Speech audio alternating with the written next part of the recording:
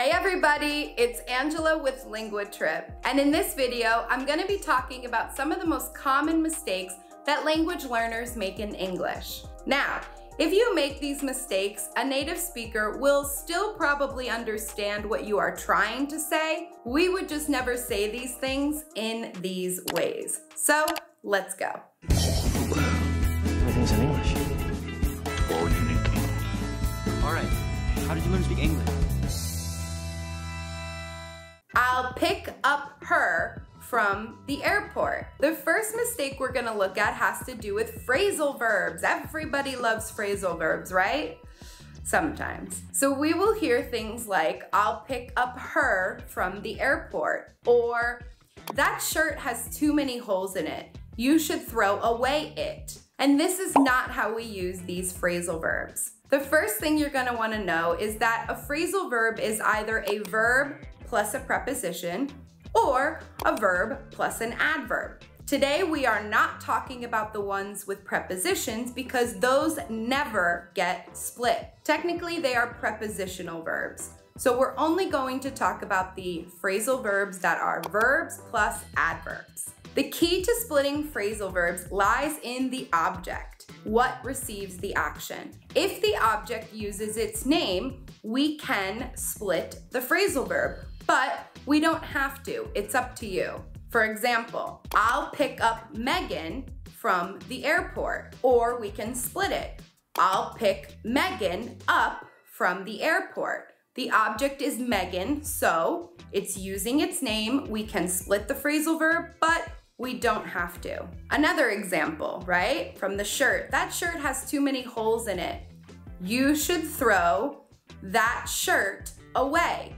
We can split the phrasal verb because we are using the object's name, that shirt. So we don't have to though. We could say, you should throw away that shirt. I really think you should throw it away. So when it comes to splitting them, you don't have to, but you can if you want to.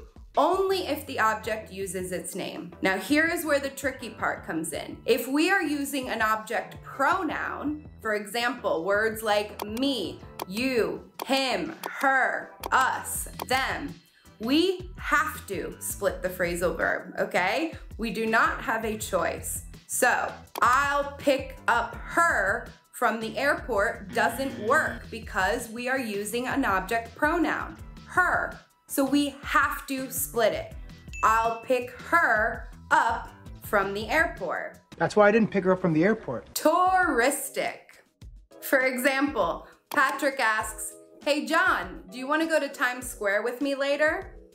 And John replies, Times Square? Nah man, that place is way too touristic for me. Let me be honest, touristic is a beloved word used by many Europeans when they're speaking English. I've heard it so many times.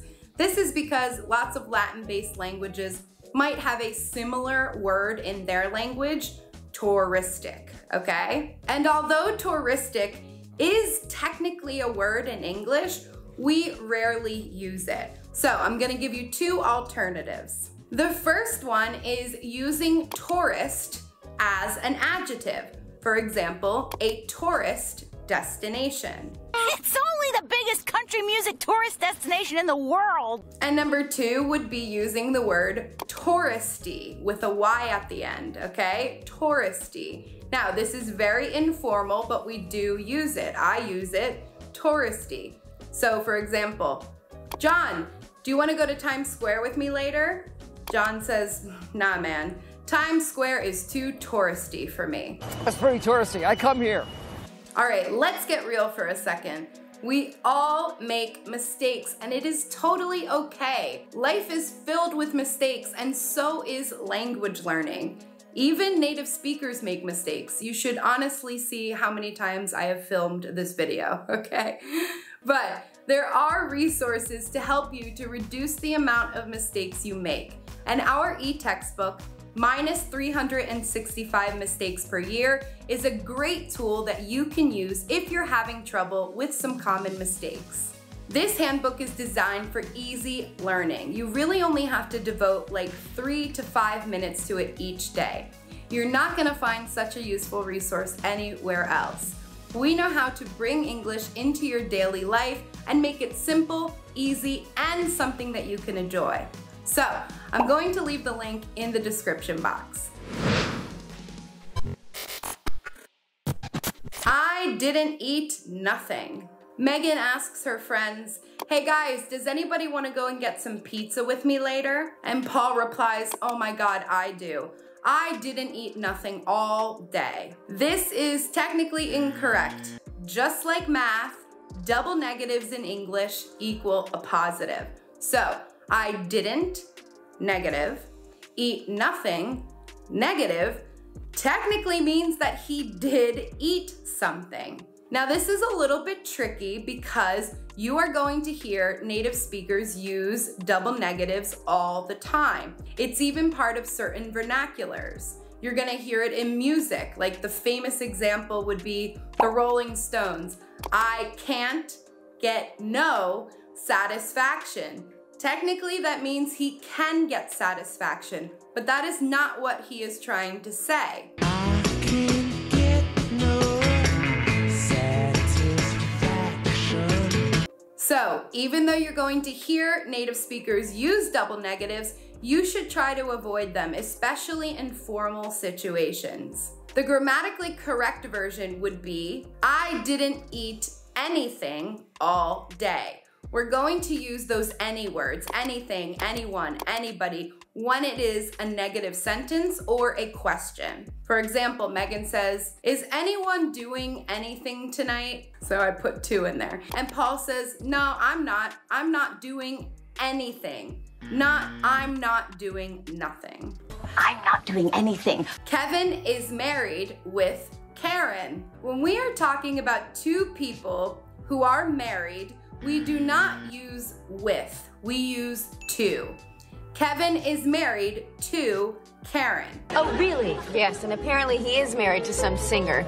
This can kind of be confusing because we use with a lot when we're talking about being with people, living with people. For example, I spoke with my mom or I live with my boyfriend, but when it comes to being married, we use to. Kevin is married to Karen. We also use to with being engaged, which is that period of time when you decide to get married but before your wedding. So you could say, Kevin is engaged to Karen. So if it's married or engaged, we're going to use to, not with.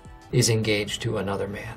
The next mistake has to do with an answer to a question. Do you like coffee?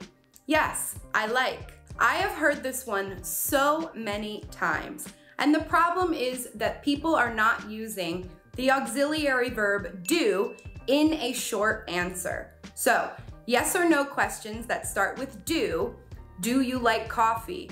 Did you go to the park yesterday? If you're giving a short answer, you need to include it. So, do you like coffee? Yes, I do. Or, no, I don't. Did you go to the park yesterday? Yes, I did. Or, no, I didn't. You need to use that auxiliary verb do. You can also use this with can questions, the auxiliary verb can. Can you go to the park with me tomorrow? Yes, I can. Or, no, I can't. So, remember, short answers need to also have that auxiliary verb. All right, everyone, that's it for today's video. Remember, mistakes are totally normal and totally a huge part of learning a language. How else are we going to learn it, right? So don't be afraid to make them. Don't be afraid to speak because you're making too many mistakes. Just make them, but learn from them as much as you can. Have a great day, and I'll see you in the next video.